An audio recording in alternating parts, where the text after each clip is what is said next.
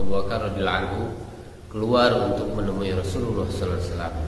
Karena memang ia sudah bersahabat dengan Nabi sallallahu alaihi wasallam sejak masa jahiliyah.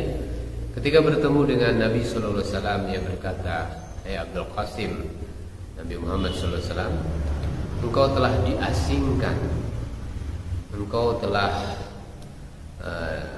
diisolasi dari majelis kaummu dan mereka menuduhmu telah menghina nenek moyang mereka." Rasulullah sallallahu alaihi wasallam menyatakan, "Aku adalah Rasulullah. Aku mengajak engkau kepada agama Allah." Setelah beliau selesai menyampaikan ucapan, menyampaikan dakwahnya, maka Abu Bakar radhiyallahu anhu pun memeluk Islam.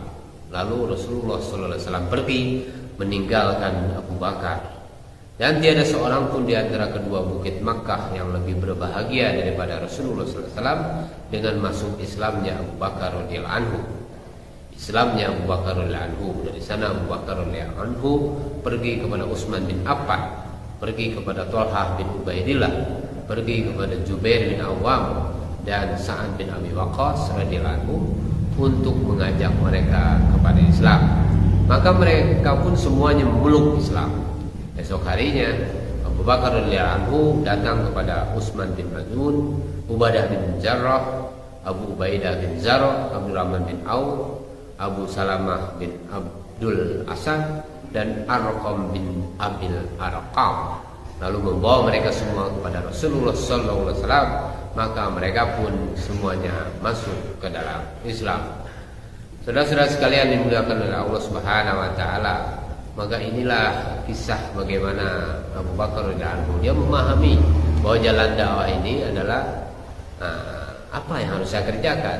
Yang dikerjakan kamu itu sama dengan yang dikerjakan oleh aku, kata Nabi sallallahu alaihi wasallam. Itu mengajak kepada Allah Subhanahu wa taala. Saudara-saudara sekalian, Abu Bakar radhiyallahu anhu datang kemudian pada waktu itu menuntun ayahnya Abu Quhafah. Ketika itu Rasulullah sallallahu alaihi wasallam melihatnya. Beliau bersabda pada Abu Bakar, "Mengapa engkau tidak meninggalkan orang tua ini di rumahnya sehingga aku yang datang menemui ia di rumahnya?" Maka Abu Bakar dalam menjawab, "Ya Rasulullah, ia yang lebih berhak untuk datang kepadamu daripada engkau yang datang kepadanya." Saudara-saudara sekalian, maka Rasulullah SAW pada waktu itu mendudukkan Abu Quhafah di hadapan beliau, lalu mengusap dadanya dengan kasih sayang, kemudian bersabda, "Masuklah ke dalam Islam."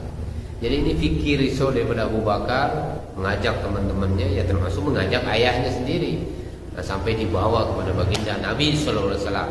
Maka ketika itu juga Abu Quhafah memeluk Islam. Ketika itu Abu Quhafah dibawa ke hadapan Nabi sallallahu alaihi wasallam, rambutnya sudah memutih seperti sagamah, yaitu pohon yang berwarna putih seperti salju. Maka Rasulullah sallallahu alaihi wasallam bersabda, "Celuplah rambut ayahmu ini." Saudara-saudara sekalian yang dimuliakan oleh Allah Subhanahu wa taala, ini fikir risau daripada Abu Bakar. Jadi ayahnya ini diceritakan itu lama sekali baru memeluk Islam.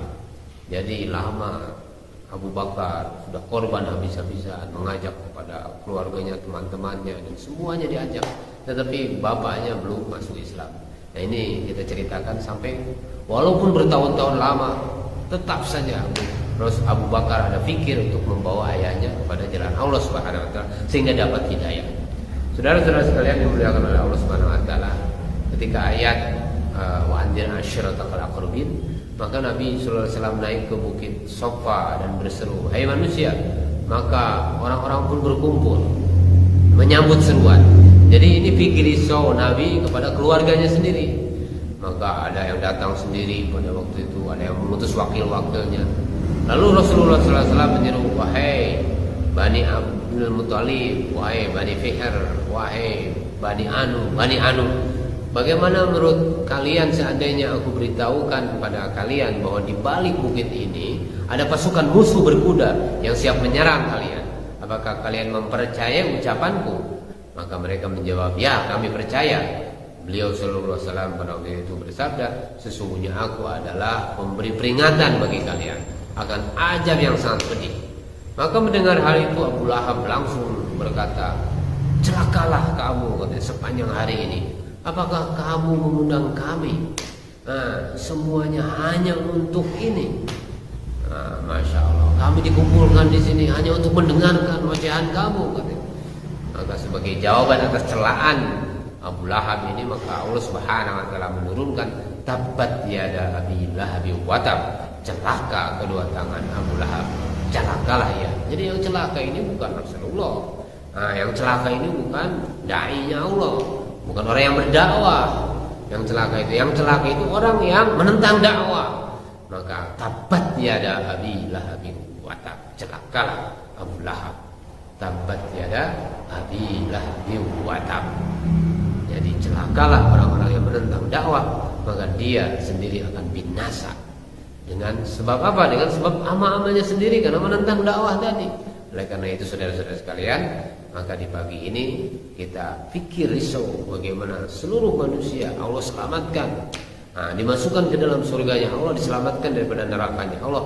Maka ini fikir kita bagaimana mengajak manusia taat kepada Allah Subhanahu wa taala. Subhanallah bihamdi, subhanallah bihamdi, asyhadu an la ilaha illa anta, astaghfirullah.